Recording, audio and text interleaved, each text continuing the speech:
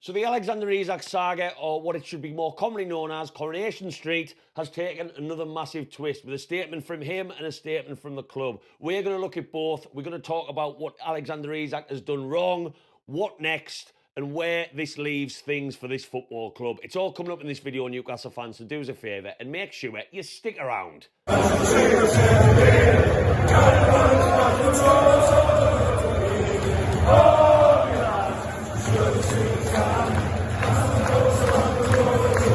Welcome back to Black and White Banter, ladies and gentlemen. Now let's get what will feel like the only positive part of this video that I can say with a bit of a smile on my face out the way first. If you're new around here, do me a favour, whack that little thumb. That helps this video a lot, and whack that subscribe.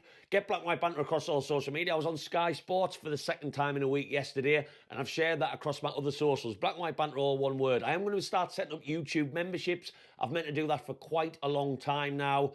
And it just gives you guys the option to maybe contribute and become part of the Black and White Banter family. Oh, God, that killed me to just say those words out loud. But anyway, do that for me now, and let's get into this video in the next steps in the Alexander saga. I'm not going to run through the statement and read it word for word. I never really understand videos that do that. Unless you've been living under a rock, you've been in bed for almost a day, or you've been working an incredible amount of overtime where you should be contacting HR. If you're a Newcastle fan, you have read what Alexander Isak has had to say, and you've also read what the club has come back at him with. So I'm not going to get into that, but let's just finally touch on the statements themselves. Alexander Isak starts by talking about the awards, which is what triggered this statement. Apparently, I just think it was any excuse for him to put something out there.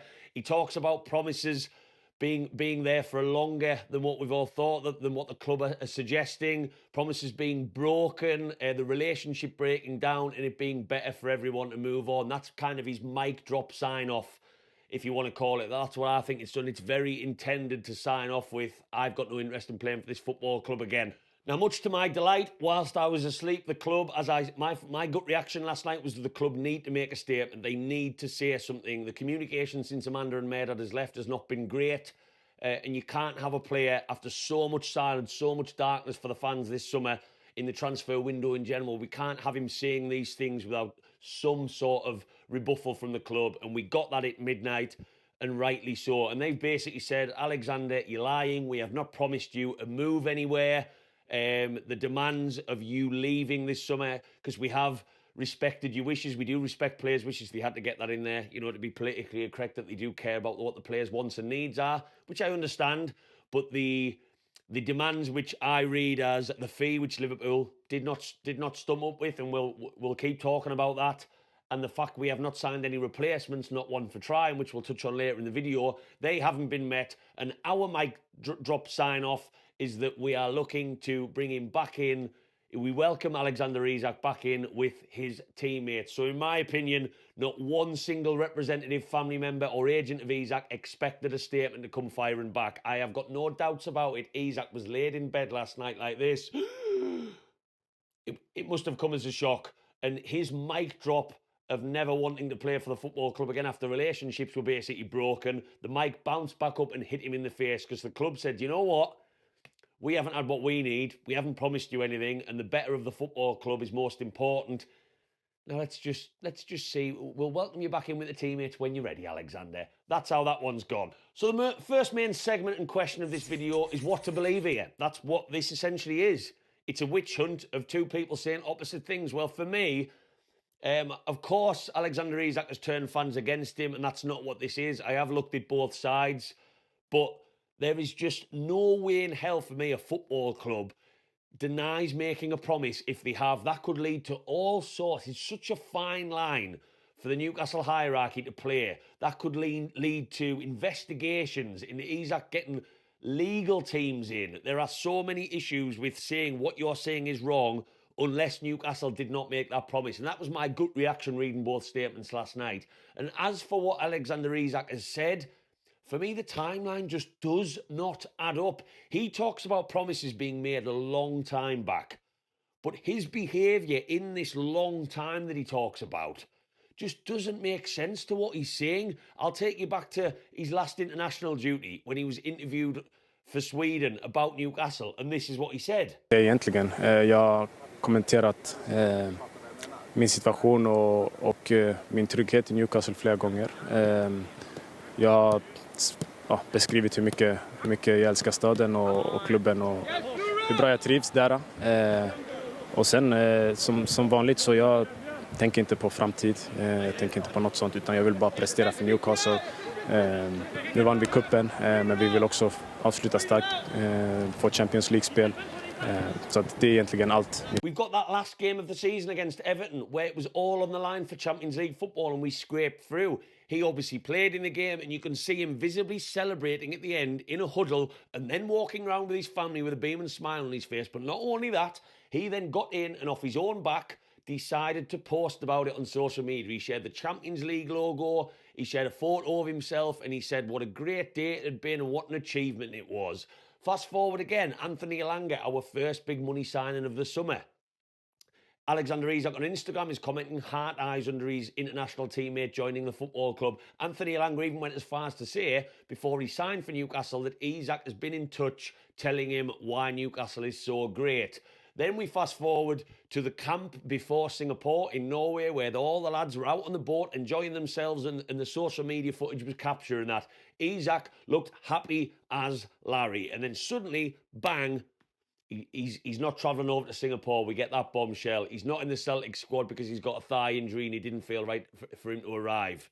Something changed for me because, yes, some of you might jump in the comments and say, but Matthew, you can be a professional, you can go about your business, but you can still be unhappy at what maybe has or hasn't happened. I understand that, but not to this level. Not to social media comments, not to jumping on social media videos. That's not even mentioning the fact he was in the kit launch video, chatting away to Tino Asprilla, modelling in the kits with Sam Fender playing in the Irish Centre near St James's Park. There are so many cogs to this that make me believe that this statement has piled on pressure and put the blame on the football club because he, overnight, learnt that Liverpool were interested. His agent got up his arse, understandably, and Isak looked at the Premier League champions, again, if done in the right way, understandably, and said, I want that. I want that more than anything, and I've pretty much done it, Newcastle. I've won a trophy for them. I want that next move on more money in the process, and it hasn't happened. The timeline does not make sense. So from both statements, I'm backing my club here because what Isak is telling us is the promises were made to him. The club are saying they weren't, and he's also saying that those have spanned over a long time, whereas his own personal timeline, from what we can see on a day-to-day, does not make sense. So what's the motive here with this statement that he's decided to put in last night after weeks and weeks and weeks and weeks of complete silence whilst he hides in the shadows and refuses to train with the squad? Well, I think it's pretty obvious. I think it is just an attempt. He's used the PFA Awards as a reason to put the statement. And let's be honest, if he wanted to say, thank you for nominating me, thank you for my teammates, I'm delighted to be named in the PFA Team of the Season, that could have been a statement alone. Yes, that would have riled up Newcastle fans. Why is he not talking about anything else or giving us any clarity? But did he give us clarity with what he said? No, not at all. He shifted the blame onto the football club.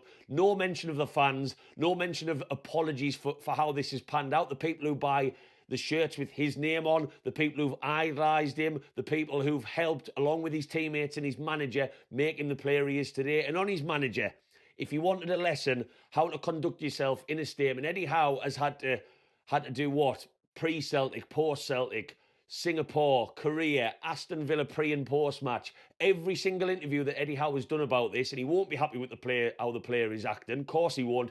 He has conducted himself with absolute class. He said he'd welcome him back in the group with open arms. He said it's just not good right now where he is. He can't be part of the squad with everything that's going on. And it's just chalk and cheese, and he could have learnt something from that. But the motive here for Alexander Isak, he doesn't care about that. Doesn't care about his fans, the squad, his manager who believed in him and flourished him into the player that he is today and grew him into the player that he is today. He doesn't care about that.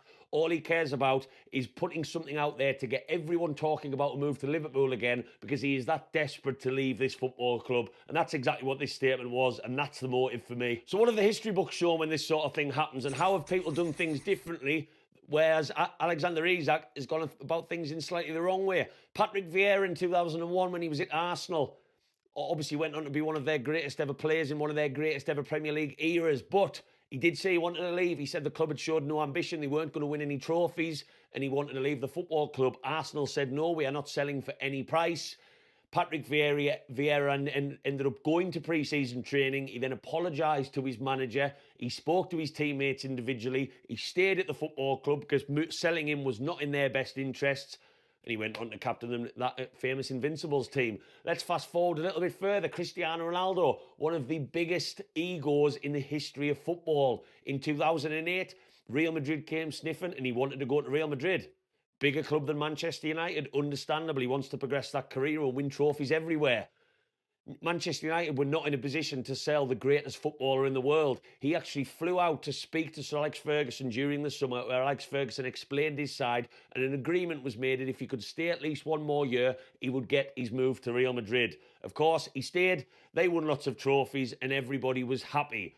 Fast forward a little bit further, Liverpool. The club so interested in Alexander Isak. Luis Suarez, they didn't qualify for the Champions League. They finished 7th, and Suarez publicly said that there was an agreement between them that if they didn't get Champions League, he could move on, and he needed to. He needed to be playing in that competition. Again, Liverpool did not want to sell one of the best players in the world. That would send them back a notch. And Brendan Rodgers spoke to Suarez and explained what he wanted to do with this team. Stevie Gerrard, the Scouser, he spoke to him on a one-to-one and told him to stay. He stayed one more year. He won the Golden Boot, and that was the season that Liverpool almost, had it not been for that slip, who could forget that slip, almost won the league. He then got a move to Barcelona the following season. So what does all of this have to do with Alexander Isak? Well, the difference here is that not only does Isak have 3 years left on his contract, but in every scenario I've just listed, and there are others, those players understood the needs of the club.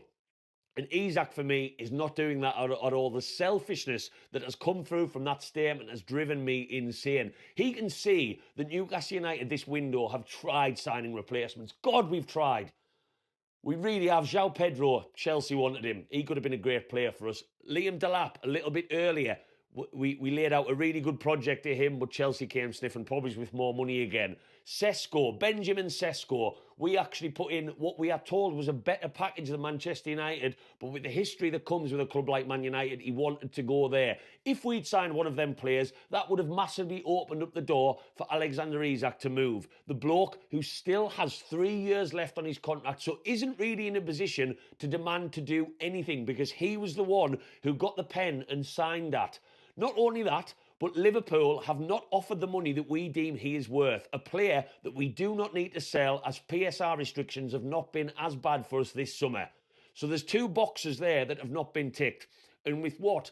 11 days, 10 days as I'm recording this video left of the window, Isak still is desperate for that move despite realising that Newcastle could go into the season, if we gave him what he wanted, with no strikers, because Johan Wissa is still quite a way off, we led to believe, because Brentford have moved the goalposts on that one. No, there's no understanding of that. There's no conversations. He's not willing to talk to the manager who's made him the player he is today, to sit down with him. He's not willing to say, do you know what? Right move for me to go to Liverpool, wrong time. And that's exactly the level of selfishness that has burnt so many bridges with this fan base and with this football club that we pride ourselves on as being a proud bunch. Vieira, Ronaldo, Suarez, they all really wanted to leave their respective football clubs at the time, but they understood after listening that maybe that wasn't really the right thing for the football club that have made them the player they are today. Not Alexander Isak, no. It's just his way or the highway, and that's why the fans weren't even mentioned in that statement. It all ties in for me. So the main question, the question we all want to know, what happens next from here? Well, no one really truly knows that. Could Liverpool still come in between now and September 1st with what they'd see as like a crash sale on the back of this statement? Quite possibly. But what I'm reading from that Newcastle statement is we are worsening and worsening in terms of position to sell or even entertain a sale with every day that ticks by to September 1st. And I have said since day one, regardless of your thoughts about Isak, your thoughts of him putting on that black and white shirt and walking out in front of a packed St James's Park, which is a weird thought in itself now, that the needs and the better of the football club are the most important thing here. We categorically cannot go into a Champions League season when we are trying to progress in this project with no strikers. And that's what I read from the club statement. Alexander Isak, has he burnt his legacy, his history that he's created with this football club? I've got it on the wall behind us for my sins. That famous day at Wembley that I'll never forget. And that'll never be taken away from him. But yes, he has. because of how badly advised and how badly he's dealt with this, he has burned some of his legacy. Do I think Alexander Isak can still play for Newcastle again? I do, but that's just because the history books have proved that. And if we do not sell, we are not selling to keep him in the reserves. How is that a good financial, strategic, on-field or off-field decision? What we are saying in that statement is that we haven't had what we need.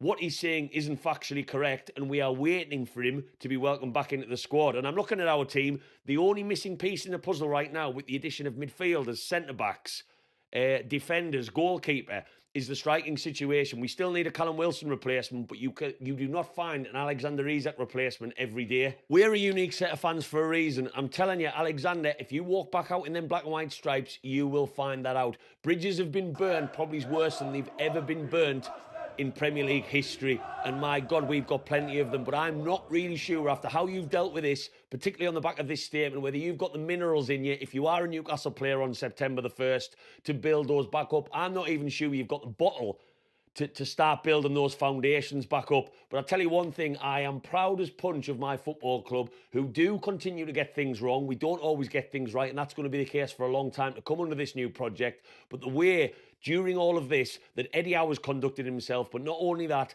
how we have not bent over backwards for Liverpool, we haven't bent over backwards for the media, who are just pushing one narrative at us as a fan base constantly, whether it is journalists, Romano, you name it. But most importantly, the way Alexander Isak has selfishly dealt with this, thinking he is bigger than that badge that he wears on his shirt, how we haven't bent over backwards for him. And that's what I read in that statement. We'll welcome you back in the group, son, but we're not selling you unless it's on our terms in the better of this football club. He's chosen to stand alone, and no player will ever be bigger than this football club. You've made it about you, and rightly, you will stand alone. You've made that bed, go and lie in it. And I'm sure you did, watching that statement come in last night back from the club. I'm sure you got a shock in the process. Newcastle fans, let me know your thoughts on what has been, God, a troublesome 24 hours for all of us. I'm sure if you're watching this, you've been able to think about nothing since, like me. Let us know, would you keep Isak? What do you think's going to happen next? How do you see that game on Monday against Liverpool going? I want to know. And if you've stuck around this long, do me the favour of subscribing and hitting that thumb. I'm going to go and stick my head in a bucket of cold water and cool down on this one. And let's see how this, as we have all summer, let's see how this one pans out. Keep the faith, Newcastle fans. How are you, lads?